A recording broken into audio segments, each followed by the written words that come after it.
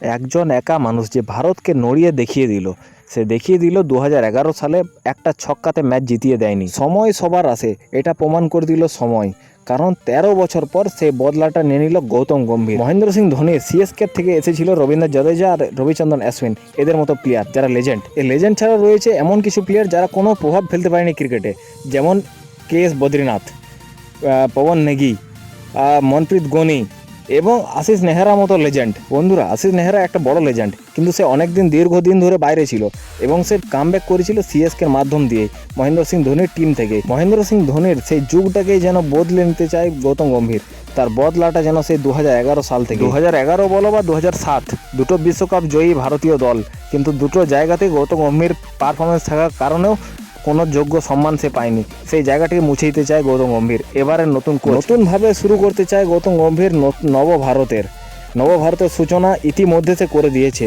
হার্দিক পান্ডিয়া যে vice captain ছিল বিশ্বকাপের, সেই হার্দিক পান্ডিয়াকে সরিয়ে দিয়ে, যে ধোনির অনুকূল বলে, যে ধোনির সাথে জুড়ে আছে, যে ধোনির সবথেকে প্রিয়, তাকে সরিয়ে Suryakumar Yadav, the great legend AB ডিভিলিয়ার্সের পর যাকে আমরা সূর্যকুমার যাদব 360 হিসাবে জানি, সেই সূর্যকুমার যাদব বর্তমানে ভারতের অধিনায়ক। একটা সময়ে সে কলকাতার, যেখানে তার নাম চিহ্ন ছিল না, সেই টাইমে সে কলকাতার ভাইস ক্যাপ্টেন ছিল। কথায় বলে ওস্তাদের মার শেষ রাতে। তো যে কলকাতাকে কেউ দু চোখে দেখতে পারতো না, সে কলকাতার প্লেয়ার আজ দাপাচ্ছে। সেই সূর্যকুমার যাদব আজ ভারতীয় ক্যাপ্টেন। কলকাতাকে কেউ দু চোখে দেখতে পারবে না, এটার প্রমাণ আছে। কারণ 2014 সাল, যেখানে কলকাতার তরফ থেকে সব থেকে বেশি রান গোটা IPL-এ রবিন উথাপ্পা করেছিল। পুরো IPL-এ Robin Uthappa orange cap holder ছিল। সেই রবিন উথাপ্পাকে একটা ম্যাচের জন্য সুযোগ দেওয়া হয়নি। ভোলার লোক নয় গম্ভীর, সেই ঘটনাগুলো সব তার মাথায় আছে। সেই হিসাবে গৌতম গম্ভীর এবারে ভাইস ক্যাপ্টেন করে দিয়েছে শুভমন গিলকে, যে টিম ইন্ডিয়া থেকে বাদ চলে যাচ্ছিল।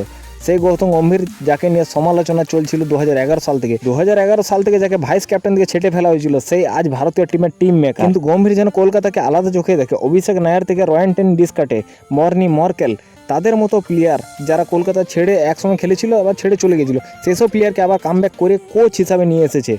এবং হর্ষিত রানা, শুনলে অবাক লাগে যে হর্ষিত রানাকে 2023 পর্যন্ত কেউ চিনতই না। সেই হর্ষিত রানা T20 বাদ দাও, এখন ODI ম্যাচে, ওয়ান ডে ইন্টারন্যাশনাল ম্যাচে Harshit Rana main player, main bowler. লেজেন্ডদেরও যেন ভুলে যায়নি গৌতম গম্ভীর।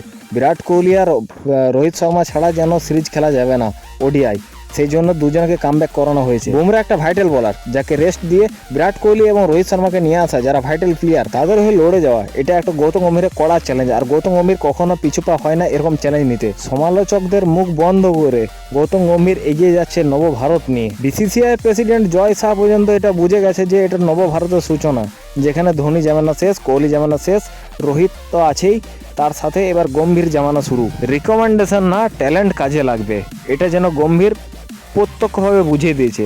তো বন্ধুরা, এই পর্যন্ত আজকের ভিডিও। যদি ভিডিও ভালো লাগে থাকে তো একটা লাইক আর সাবস্ক্রাইব করে দিও, আর অবশ্যই করতেই হবে।